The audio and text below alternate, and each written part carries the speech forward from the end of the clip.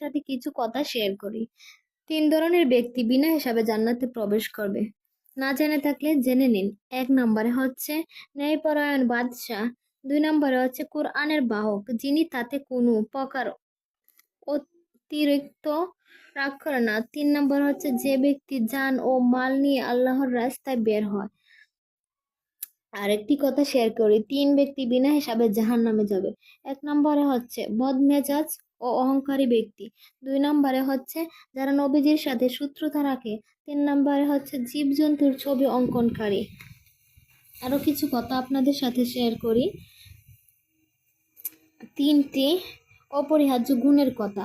১ নম্বরে হচ্ছে ইখলাস অর্থ ৩টি থেকে বিরত থাকার নাম, তা হচ্ছে সাথে কিছু কথা শেয়ার করি। ৩ ধরনের ব্যক্তি বিনা হিসাবে জান্নাতে প্রবেশ করবে। না জেনে থাকলে জেনে নিন। ১ নম্বরে হচ্ছে ন্যায়পরায়ণ বাদশাহ। ২ নম্বরে হচ্ছে কোরআনের বাহক, যিনি তাতে কোনো প্রকার অতিরিক্ত রাগ করে না। ৩ নম্বর হচ্ছে যে ব্যক্তি জান ও মাল নিয়ে আল্লাহর রাস্তায় বের হয়। আরেকটি কথা শেয়ার করি, ৩ ব্যক্তি বিনা হিসাবে জাহান্নামে যাবে। ১ নম্বরে হচ্ছে বদমেজাজ ও অহংকারী ব্যক্তি। ২ নম্বরে হচ্ছে যারা নবীজির সাথে শত্রুতা রাখে। ৩ নম্বরে হচ্ছে জীবজন্তুর ছবি অঙ্কনকারী। আরো কিছু কথা আপনাদের সাথে শেয়ার করি।